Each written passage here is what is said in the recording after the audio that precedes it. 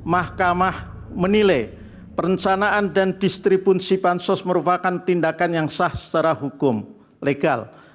Mengenai adanya kecurigaan bahwa terdapat intensi tertentu dalam penyusunan program Perlinsos, Mahkamah tidak dapat mengetahui intensi niat lain di luar tujuan penyaluran dana Perlinsos sebagaimana yang disampaikan para menteri dalam persidangan, khususnya Menteri Keuangan.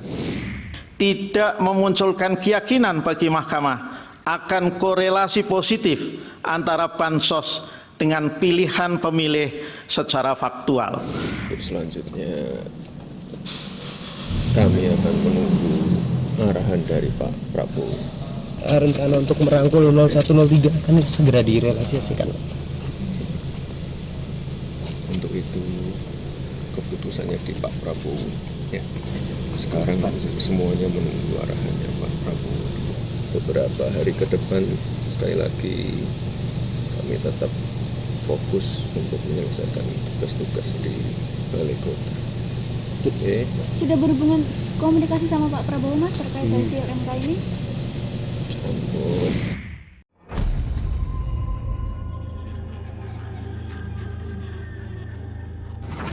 Mahkamah tidak menemukan landasan hukum untuk dilakukannya tindakan terkait dengan ketidaknetralan presiden yang mengakibatkan keuntungan bagi pihak terkait. Sekali lagi karena tolak ukur ataupun parameter ketidaknetralan presiden dalam pemilu termasuk wilayah etik belum diatur secara tegas dalam peraturan perundang-undangan khususnya di level undang-undang. Mas Ganjar, tadi ngomongin soal ini masih bulan Syawal, masih halal bihalal. Kan kita pernah dengar tuh Gibran Raka Buming Raka pengen silaturahmi dengan Mas Ganjar. Ya harapannya bisa segera bertemu dengan para tokoh, para pimpinan partai, terutama tokoh-tokoh yang kemarin ikut berkontestasi. Ya. Dan saya kira ini adalah proses panjang yang harus kita hormati. Saya dan Pak Mahfud tinggal hari ini saja, akhir dari sebuah perjalanan. Maka apapun keputusannya kami sepakat dari awal untuk menerima, maka kami terima. Menyampaikan kepada partai-partai pengusung atas amanat yang kemarin diembankan. Amanatnya sudah dijalankan, prosesnya sudah sampai di ujung. Jadi kemudian silaturahmi menyampaikan bahwa tugas sudah dijalankan. Pilpres sudah usai, bagaimana kemudian perpolitikan tanah air ke depan? Kita perbincangan bersama analis politik Fahri Ali. Pak Fahri, terima kasih sudah bersama Nilu, sehat selalu Pak Fahri. Amin, amin. Ya, Pak Fahri, Pilpres sudah selesai, Anda membaca bagaimana situasi politik, belajar dari apa yang terjadi dalam Pilpres 2024 ini? Yang jelas itu transisi ya, dari munculnya tokoh-tokoh baru di dalam pengertian sebenarnya tokohnya sudah ada.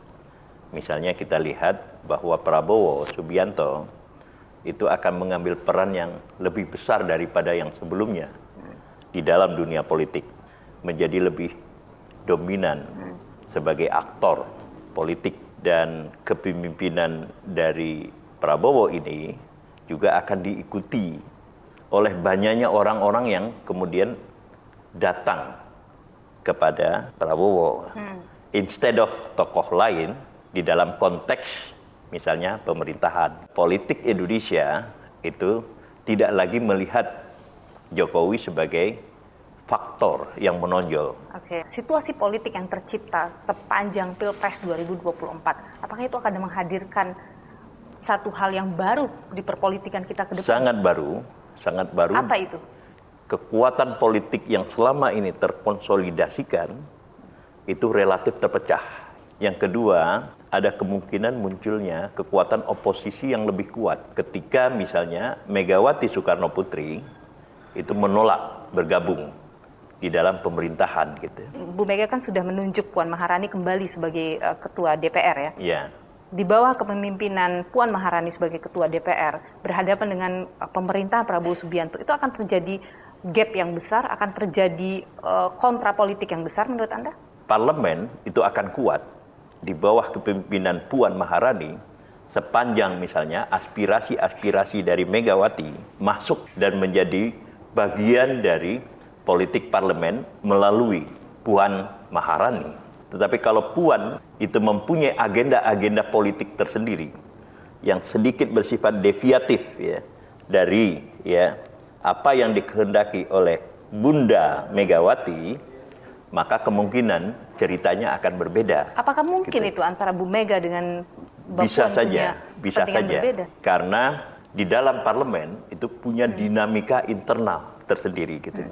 Dia tidak bisa dilaksanakan ya direncanakan dan di framing ya hanya oleh sebuah kekuatan yang dominan. Dia harus melakukan negosiasi dengan partai-partai lain gitu. Nah, jadi sangat tergantung dari ketua parlemennya yaitu Puan Maharani. Pertanyaan saya adalah kemampuan Puan Maharani untuk melakukan itu. Dia kurang gigih ya. Karena dia lebih memperlihatkan seorang tokoh yang moderat, belum apa-apa sudah siap untuk melakukan dialog gitu. Sementara kemudian gagasan-gagasan yang muncul ya, dari kekuatan yang membackup-nya itu menghendaki sesuatu yang berbeda. Banyak tokoh politik bicara bahwa ketika ditanya tentang akankah kemudian berkoalisi dengan pemerintahan, itu dikatakan nanti setelah ada putusan MK. Apakah setelah putusan MK ini peta itu akan berubah menurut Anda? Hubungan antara Megawati dengan Jokowi itu bukanlah ya sesuatu yang bisa kita lihat seperti di masa lalu. Kerenggangan mereka itu sudah tidak bisa disembunyikan. Hubungan antara Prabowo dengan Megawati itu ditentukan apakah Prabowo itu mengakomodasi ya aspirasi-aspirasi dari Jokowi. Prabowo tentu saja tidak terlalu mudah ya melupakan Jokowi. Bagaimana dia muncul ke depan dengan dukungan total dari Jokowi. Inilah yang membuat hubungan antara Megawati dengan Prabowo menjadi jauh lebih rumit. Dengan ini mau saya katakan bahwa Megawati mungkin akan tetap memilih di luar pemerintahan. Bagaimana dengan partai yang lain?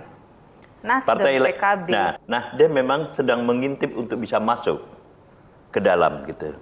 Nah, sehingga kemudian kita tidak bisa melihat ya sebuah garis tegas dari Nasdem untuk berada di luar pemerintahan. Nah, sementara kemudian kita melihat sedikit aja ada kejutan gitu. Bagaimana Muhaimin dan PKB itu tetap konsisten ya pada sebuah gagasan yang disebut dengan perubahan. Kita tidak melihat ada perubahan sedikit pun dari sikap politik Muhaimin gitu. Sehingga kemudian bisa saja dia bergabung menjadi oposisi bersama dengan Megawati. Setidak-tidaknya ini sampai pada pembicaraan kita sekarang gitu. Kita tidak tahu. Kita tidak tahu besok kemudian ada perubahan apa gitu. karena politik sangat dinamis. Iya, betul. Pak Fahri, ini mungkin terlalu jauh kalau kita bicara 5 tahun lagi. Betul. Tapi seorang Anies Baswedan, seorang Ganjar Pranowo tentu butuh tetap punya panggung untuk menghadapi 5 tahun lagi. Menurut Anda apa yang mereka harus lakukan? Anies ya, di dalam hal ini kan akarnya itu ada pada Islam kota. Lalu kemudian di kalangan kaum terpelajar pada umumnya gitu.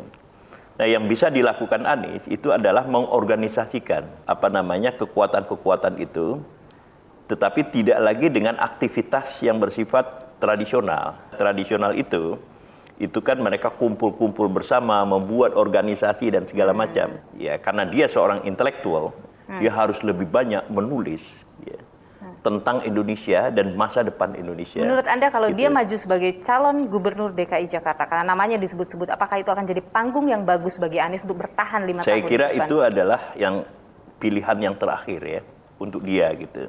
Nah, untuk Ganjar, dia lebih beruntung sebagai seorang politisi. Kenapa? Karena dia masih tetap ada di dalam partai. Nah, kalau misalnya Megawati ya siap melakukan regenerasi misalnya, dia bisa mendukung Ganjar untuk menjadi ketua umum. Ya. Mungkinkah itu akan dilakukan di tengah ada Puan Maharani? At least ya dia sudah membuktikan dia pernah menjadi calon presiden, menjadi kepala pemerintahan di Jawa Tengah 2 kali. Jadi dia lebih kemudian berhadapan dengan politik real. Persoalannya adalah kembali apakah Bunda Megawati Soekarno Putri itu mau mewariskan ya sebuah organisasi besar ini kepada seorang tokoh yang bukan berasal dari darah Soekarno. Baik, terima kasih analis politik Fahri Ali sudah berbagi pandangan di Niluh. Sehat selalu Pak Fahri.